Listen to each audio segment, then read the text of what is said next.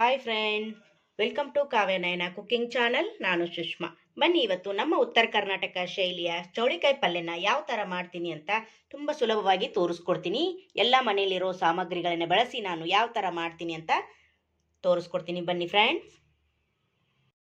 ಒಲೆ ಮೇಲೆ ಒಂದು ಪಾತ್ರೆನ ಇಟ್ಕೊಂಡಿದ್ದೀನಿ. ಮೊದಲನೇದಾಗಿ ನಾವು ಚೌಳಿಕಾಯಿನ ಚೆನ್ನಾಗಿ ಹುರ್ಕೋಬೇಕು.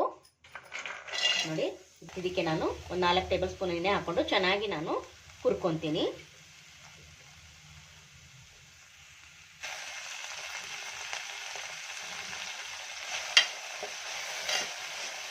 ನೋಡಿ, ಸ್ವಲ್ಪ ಕೆಂಪಗಾಗಬೇಕು, ಅಲ್ಲಿವರೆಗೂ ನಾವು ಚೆನ್ನಾಗಿ ಹುರ್ಕೋಬೇಕು.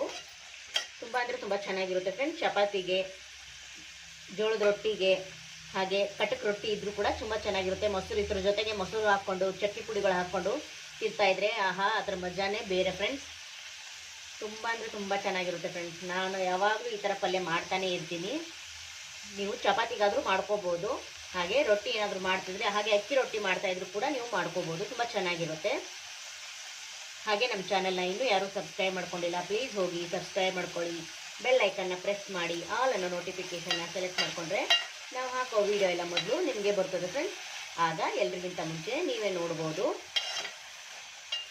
ಹಾಗೆ ಹೊಸಬ್ರು ಯಾರಾದರೂ ನಮ್ಮ ಚಾನಲ್ ನೋಡ್ತಾ ಇದ್ದರೆ ಪ್ಲೀಸ್ ಸಬ್ಸ್ಕ್ರೈಬ್ ಮಾಡ್ಕೊಂಡು ನೋಡಿ ಫ್ರೆಂಡ್ಸ್. ಇವಾಗ ಚೆನ್ನಾಗಿ ಹುರ್ಕೊಳ್ಳೋಣ. ಒಂದು 5 ನಿಮಿಷಗಳ ಕಾಲ ನಾವು ಹುರ್ಕೋಬೇಕಾಗುತ್ತೆ. ಲೋ ಫ್ಲೇಮಲ್ಲೇ ಹುರ್ಕೊಳ್ಳಿ. ನೋಡಿ, ಕಲರು ಕೂಡ ಚೇಂಜ್ ಆಗ್ತಾ ಇದೆ ಅಲ್ವಾ. ನೋಡಿ, ಹುರಿತಾ ಇದ್ದಂಗೆ ಈ ಥರ ಕೆಂಪಗಾಗಬೇಕು. ಇನ್ನೂ ಸ್ವಲ್ಪ ಹುರಿಬೇಕು. ಹುರಿದು ಮಾಡೋದ್ರಿಂದ ತುಂಬ ಚೆನ್ನಾಗಿರುತ್ತೆ.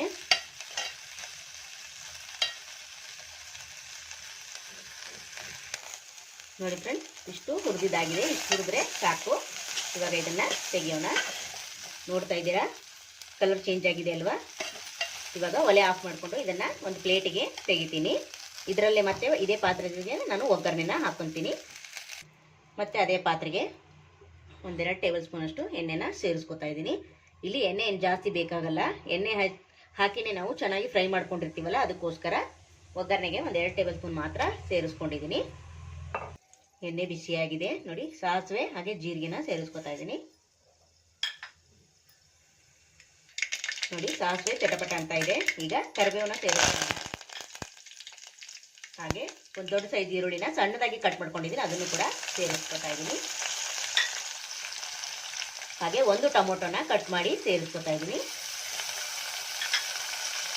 ಹಾಗೆ ಇಲ್ಲಿ ಶುಂಠಿ ಮತ್ತು ಬೆಳ್ಳುಳ್ಳಿನ ಅದನ್ನು ಕೂಡ ಸೇರಿಸ್ಕೊತಾ ಇದ್ದೀನಿ. ಚೆನ್ನಾಗಿ ಒಂದ್ಸಲ ಫ್ರೈ ಮಾಡ್ಕೊಳ್ಳೋಣ. ಈರುಳ್ಳಿ ಕಲರು ಸ್ವಲ್ಪ ಚೇಂಜ್ ಆಗಬೇಕು, ಅಲ್ಲಿವರೆಗೂ ನಾವು ಫ್ರೈ ಮಾಡ್ಕೊಳ್ಳೋಣ. ಹಾಗೆ ಇದಕ್ಕೆ ಒಂದು 1/4 ಟೇಬಲ್ ಸ್ಪೂನಷ್ಟು ಅರಿಶಿನ ಪುಡಿನ ಸೇರಿಸ್ಕೊತೀನಿ.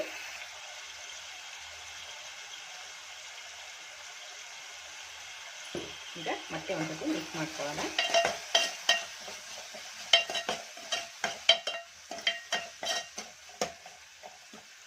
ಈರುಳ್ಳಿ ಟೊಮೊಟೊ ಬೇಗ ಫ್ರೈ ಆಗಬೇಕು ಅಂದರೆ ಒಂದು ಸ್ವಲ್ಪ ಉಪ್ಪನ್ನು ಕೂಡ ಸೇರಿಸ್ಕೊತೀನಿ.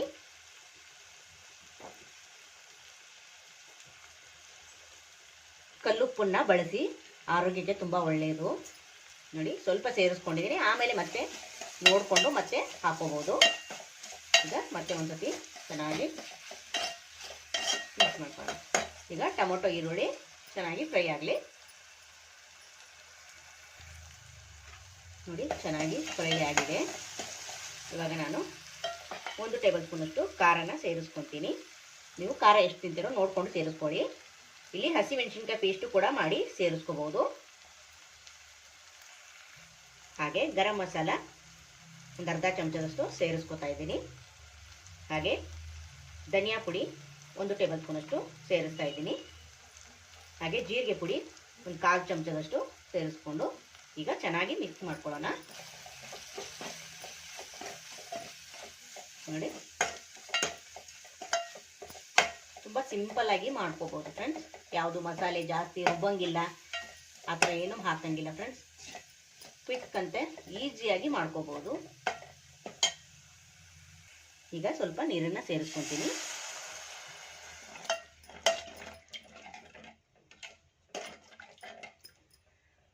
ನೋಡಿ, ಇವಾಗ ನಾನು ಗೋರಿಕಾಯಿನ ಅಂದರೆ ಚೌಳಿಕಾಯಿನ ಹುರ್ಕೊಂಡಿಟ್ಕೊಂಡಿದ್ನಲ್ಲ ಅದನ್ನು ಸೇರಿಸ್ಕೊತೀನಿ. ಎಳೆದಿದ್ರೆ ಜಾಸ್ತಿ ನೀರು ಹಾಕಿ ಬೇಯಿಸ್ಕೊಳ್ಳೋ ಅವಶ್ಯಕತೆ ಇಲ್ಲ ಫ್ರೆಂಡ್ಸ್, ಯಾಕೆಂದ್ರೆ ಎಳೆದಂದರೆ ಬೇಗ ಬೆಂದೋಗುತ್ತೆ ಫ್ರೆಂಡ್ಸ್. ಅದಕ್ಕೋಸ್ಕರ ಜಾಸ್ತಿ ನೀರೇನು ಹಾಕ್ತಾ ಇಲ್ಲ ನಾನು. ನೋಡಿ, ಒಂದು ಅರ್ಧ ಗ್ಲಾಸಸ್ ಅಷ್ಟೇ ನೀರು ಹಾಕಿದ್ದೀನಿ. ಇವಾಗ ಚೆನ್ನಾಗಿ ಮಿಕ್ಸ್ ಮಾಡಿಕೊಂಡು ಇದನ್ನು ಮುಚ್ಚಳ ಮುಚ್ಚಿ ನಾನು ಒಂದು 10 ನಿಮಿಷ ಬೇಯಿಸ್ಕೊತೀನಿ. ಒಂದು 10 ನಿಮಿಷ ಚೆನ್ನಾಗಿ ಬೇಯಲಿ. ನೀವು ಇದಕ್ಕೆ ಗುರೆಳ್ಳಿನ ಪುಡಿ ಕೂಡ ಹಾಕೋಬಹುದು, ಇಲ್ಲ ಶೇಂಗಾ ಪುಡಿ ಕೂಡ ಹಾಕೋಬಹುದು. ಇಲ್ಲ ನಾನು ಹಾಗೆ ಮಾಡ್ತಾ ಇದ್ದೀನಿ. ನೀವು ಬೇಕಿದ್ರೆ ಮನೇಲಿದ್ರೆ ನೀವು 2 ಪುಡಿನ ಹಾಕೋಬಹುದು, ತುಂಬ ಚೆನ್ನಾಗಿರುತ್ತೆ. ನೋಡಿ ಫ್ರೆಂಡ್ಸ್, ಈಗ 10 ನಿಮಿಷ ಆಗಿದೆ. ಇವಾಗ ಓಪನ್ ಮಾಡಿ ನೋಡ್ತೀನಿ. ನೋಡಿ, ಚೆನ್ನಾಗಿ ಫ್ರೈ ಆಗಿದೆ, ನೀರು ಕೂಡ ಕಡಿಮೆ ಆಗಿದೆ. ನೋಡಿ, ಚೆನ್ನಾಗಿ ಬೆಂದಿದೆ. ನೋಡಿ, ನೋಡೋಕ್ಕೆ ಎಷ್ಟು ಚಂದ ಕಾಣಿಸ್ತಾ ಇದೆ. ಟೇಸ್ಟ್ ಕೂಡ ಅಷ್ಟೇ ಚೆನ್ನಾಗಿರುತ್ತೆ ಫ್ರೆಂಡ್ಸ್. ಕಡಕ್ ರೊಟ್ಟಿ, ಚಪಾತಿ, ಜೋಳದ ರೊಟ್ಟಿ ಎಲ್ಲದಕ್ಕೂ ಸೂಪರ್ ಆಗಿರುತ್ತೆ ಫ್ರೆಂಡ್ಸ್. ನೋಡಿ, ಈಗ ಲಾಸ್ಟಲ್ಲಿ ನಾನು ಕೊತ್ತಂಬರಿ ಸೊಪ್ಪನ್ನು ಹಾಕ್ಕೊತೀನಿ.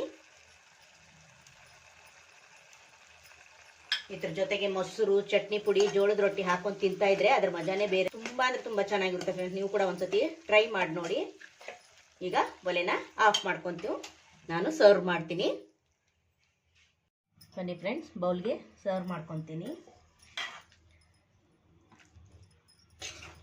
ಸೂಪರ್ ಆಗಿರುತ್ತೆ ಫ್ರೆಂಡ್ಸ್. ನೀವು ಕೂಡ ಒಂದ್ಸತಿ ಟ್ರೈ ಮಾಡಿ ನೋಡಿ.